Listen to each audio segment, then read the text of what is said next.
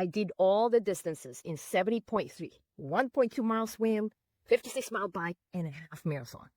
Why am I still falling apart on race day? So most triathletes think checking off swim, bike, and run distances means they're ready. I thought about that also. But on race day, it's your energy management that what really counts. If you've ever finished your training distance and still feel unprepared on race day, this is why. Watch this short clip from my 70.3 reality check training, and I'll break down what your training plan might be missing or what your coach didn't teach you. So one of the things that really comes up is why distance isn't enough. So, and the thing about it is that, there are a lot of athletes like, all right, I'm getting to 1.2 mile swim, 2,100 yards in the pool. I can ride 100 miles already, or bike. Maybe you're able to bike 56 miles or run a half marathon. So like, I'm ready, right? And that was my thought, okay? Because I really want it. Like, it's like the next stepping stone. That would be amazing because they talk a lot about that. But here's what no one tells you. You're not doing those sports fresh on race day. It's not the same as doing a half marathon standalone or just riding your century ride. In fact, I used to ride with a lot of cyclists. And after we ride for 4 hours, they're like, all right, I'm done, bye, go home. With me, I still had to run. It's different. And I'd feel that, it's not the same.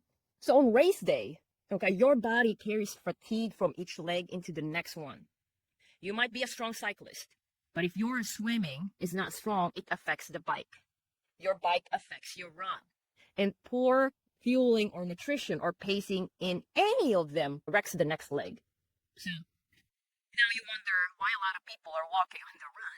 It's the hardest. All the fatigue coming from swimming, the bike, the poor nutrition on the bike, and it's hot even, right? It takes a longer time. So even those strong runners here, if you're a strong runner, let's not get blindsided like I did. And then also, if you're a strong runner, but if you're not a strong cyclist, you are likely not going to see the pace you want to see unless you really work on your bike, okay? So here you go. This is one of the studies actually just last year. Race day success isn't just about the distance. It's about energy management.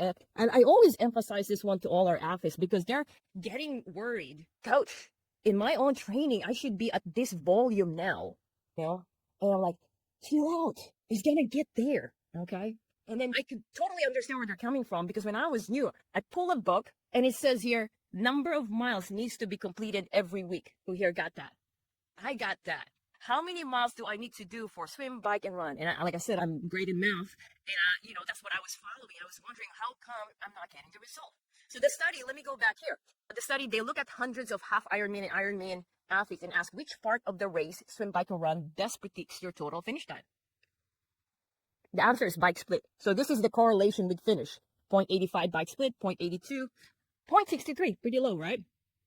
If your bike time was strong, your total race was usually strong too. But here's the catch. If you destroy yourself on the bike, push too hard, fuel poorly, or like you're just quad dominant and you're using your quads so much or have bad technique, you'll crash on the run. Okay, so which would affect your entire race because the next one is the run. So just having a fast bike doesn't help unless you can still run well after it. Okay. Well, back in the days, I was a strong runner, not yet a cyclist. So I'd be happy when I passed by the cyclist. Back in the days, I suck at swimming. I'd be happy when I get up from the swimming and I'm like, bye swimmers. I'll see you at the finish. All right. So like, as you guys can see, you guys have strengths, right? Now, the thing is that those strengths, it's good for one sport, but when we combine it together, it's another story. Okay. And that's why I wanted to share this one to you guys. Now let's ask more. So what does that mean? Your goal isn't just to help get fast on the bike, but if you're fast on the bike, that's a plus, right? But let's do more. Look into everything. Your goal is to swim efficiently so you're not exhausted getting on the bike. Bike smart, which includes technique, pacing, fueling, and of course, bike handling. So you save energy for the run. And then definitely train the bike run combo, which is brick workout, fueling, fatigue management. Okay. So I'm sure you guys heard of the brick one. And that also has some strategy of how you're going to execute it. Did that hit home? If you want to spot your own gaps before race day, type the word #scorecard below this video, and I'll send you free access to our 70.3 readiness scorecard. you can complete this one even though you are a month away or 2 weeks away from your 70.3, or you're just thinking about signing up for your 70.3, or you have 4 to 8 months to go until race day. Right now is the time for you to see where the blind spots, so you can plan ahead and address those things. You don't have to guess. You can train smarter starting today. So hashtag scorecard, and I'll give that free readiness scorecard to you. Bye.